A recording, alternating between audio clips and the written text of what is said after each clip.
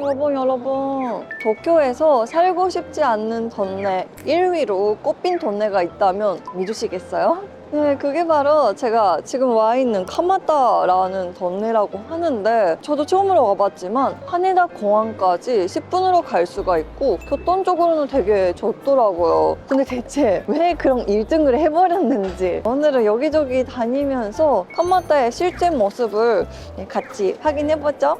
가자! 여러분, 지금 제가 와 있는 데가 서쪽 출구고요. 역 자체가 되게 거대한 거 느끼시죠? 바로 앞에다가 상점가가 2개 정도 있더라고요. 산로드랑 산라이즈래요. 일본의 한 부동산 설문조사에서 살고 싶지 않는 동네 1등이 돼버렸다고 하는데, 그 이유 중 하나가 좀 건물이다거나 벌목들이 오래됐다, 약간 이런 게 있더라고요. 걸어보니까 레트로하다, 약간 그렇게 적게 느끼는데, 그래서 낡은 이미지가 있는 게 아닐까 싶어요. 그리고 진짜 서쪽 출구 바로 앞이었어요. 감성은 있거든요. 근데 이런 거 보면 뭔가 밤에는 엄청나게 시끄러울 수도 있겠구나 싶어요.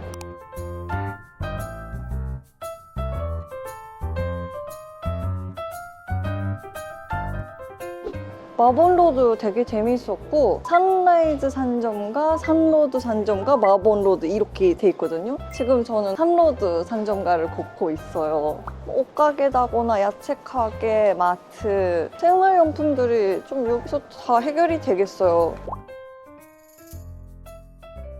그리고 길에 폭이 좁아가지고 오히려 보기가 편하네요. 왔다리 갔다니.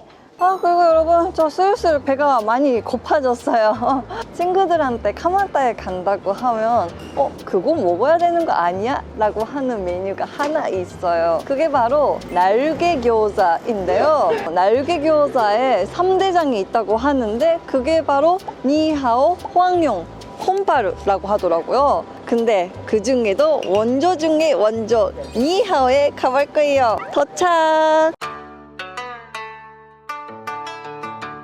카마타에 5군데 있더라고요. 그래서 본점이 좋은 건가, 어디가 좋을라나 했는데 조금 넓고 평가가 조금이라도 높은 그런 데를 좀 골라봤어요.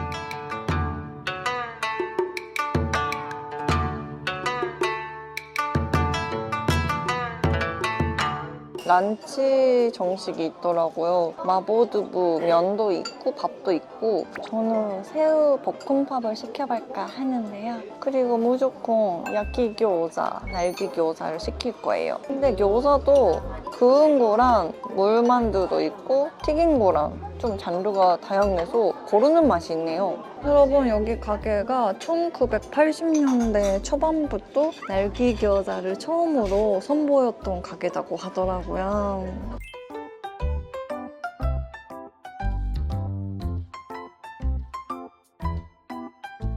여러분, 나왔어요! 약간 중국 요리는 진짜 나오는 게 빠르네요. 느낌으로는 10분 정도? 가격 대비 정말 많이 나왔어요. 우론차로 깜뱅.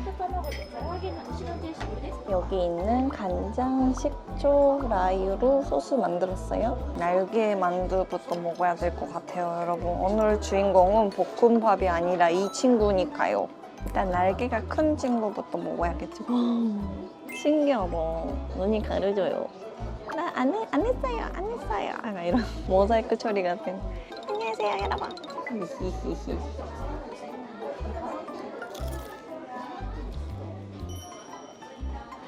맛있다.餃子는 그렇게 차이가 안 날 줄 알았는데 차이를 느꼈어요. 만두피가 가벼운 느낌인 줄 알았는데 식감 쫀득쫀득하고, 그리고 약간 고기에다거나 야채에다가 간이 많이 들어가 있어서 풍미랑 간이 너무 맛있어요. 사실 날개는 큰 포인트라기보다는 작은 개성 느낌이고, 이 가운데에 있는 주인공餃子친구가 굉장히 퀄리티가 좋아서 이건 좀 드셔야 될 것 같아요. 좀 놀랐네. 아마 15개 정도는 여유롭게 먹을 수 있는 맛이었네요. 와, 3대장 가게가 어느 가게는 좀 비슷한 게 아닐까 싶었는데 찾아보니까 간이랑 식감이 다르다고 다들 썼더라고요. 생강 향이 강한 가게도 있고 쫄깃함이 다른 친구도 있대요. 와, 근데 니하오가 이렇게 맛있다면 다른 두 군데도 저는 비교하러 가고 싶어요. 충격적이야.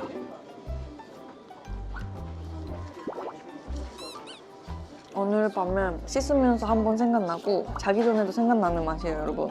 와, 볶음밥에 못 가겠어. 너무 맛있다. 와, 우롱차도 잘 맞아.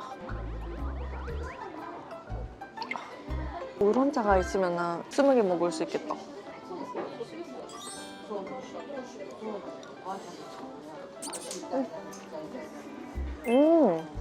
기본에 충실한 맛이고 씹도록 촉촉한 쪽이었어요. 이 친구는 오히려 gyoza보다 간이 세지가 않아서 좋은 것 같아요. 볶음밥까지 간이 세면 약간 좀 짤 것 같은데 굉장히 계산이 돼 있네요. 이거 쉽게 안 나오는 건데 인생 gyoza네요. 인생 gyoza 나왔습니다, 여러분. 정말 신기하다. 이게 엄청나게 육즙이 나오는 것도 아니고 그냥 공기가 들어가 있는 것도 아니고 근데 정말 특별하게 맛있다. 화력인가? 화력이 특별한 건가요, 여러분? 이거 무슨 차이로 이렇게 맛있는 걸까요? 댓글에 남겨주세요. 어떻게 만드는 거야? 와, 여러분 진짜 세상에는 아직까지 내가 모르는 맛있는 것들이 많구나 싶었어요. 정말 잘 먹었어요. 고지소사마데시다. 여러분 그리고요 카마타에 오고 싶었던 이유 중 하나인데요. 여기는 유자와야라고 하는 수혜용품 가게가 있다고 하니까요. 거기도 좀 구경해 볼게요. 와, 양 친구가 뜨개질을 하고 있어요. 일본에서는 수혜용품 가게로서 최대 규모다고 하더라고요. 와, 저도 이렇게 큰 데는 못 봤어요. 뜨개질 관련된 거 가운데 건물 5층에 있나 보다. 올라가 볼게요, 나. 진짜 약간 다양한 뜨개질 용품이랑 실이 있어가지고 끝나라 같은 곳이었어요. 아마 있으려고 하면 3시간 정도 있을 수가 있었는데 해가 질까봐 후다닥 사고 나왔어요. 뜨개질 용품이 정말 다양하고 색이 예쁘니까 열심히 보고 있었는데 옆을 보니까 자수용품이 있는 거예요. 그래서 제가 이걸 사왔어요. 저는 키트가 아직까지 편한 사람인데 키트도 다양하고 못 보던 것들이 많으니까 없던 걸 찾는 분한테는 보물찾기로 좋은 그런 가게였어요. 카마타 괜찮은 것 같아.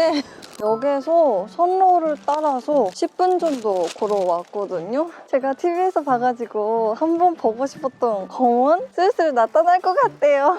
이건 정말 좀 볼만한데요? 짜잔! 니시고로크 공원. 애칭은 타이야 공원이에요. 와, 어른 되고 나서 공원에 와서 이렇게 설레이는 거 처음이야.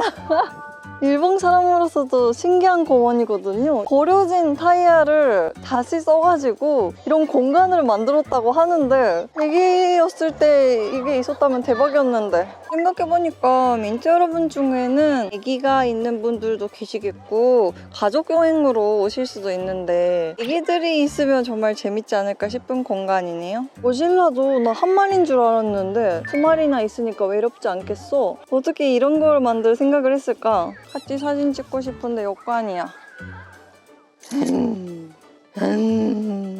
사진 많이 찍어야지.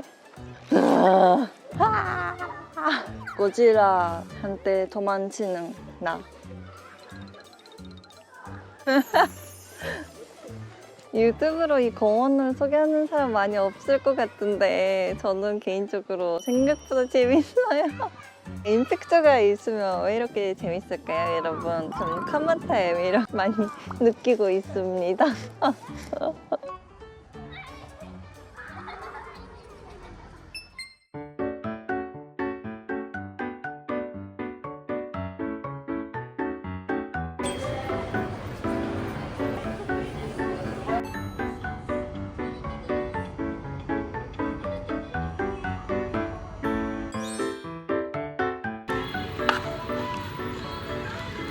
관람차 하나만 있어도 유원지 온 기분이야.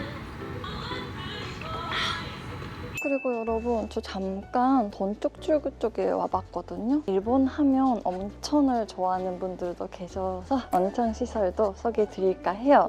뭔가 주택가를 걷다가 갑자기 나타나는 느낌인 카마타 온천인데요. TV에서 영상을 봐봤는데 이래도 괜찮을까 싶을 정도로 까망색이더라고요. 피부에 착 감기는 느낌으로 유명하더라고요. 이런 현지인 감성은 뭔가 쉽게 알 수가 없을 것 같아서 뭔가 매니악한 정보이지만 소개해드렸어요. 오늘 저랑 함께한 카마타 어땠어요? 처음에는 살고 싶지 않는 동네가 어떤 곳일까 싶었는데 상상 이상으로 밝은 동네더라고요. 개인적으로는 여자랑 유자와야 이 두 가지를 위해서 또 오고 싶더라고요. 정말 외관만 보고 판단하면 안 되겠어요. 네, 여러분들도 재밌었죠? 그럼 오늘의 영상은 여기까지입니다.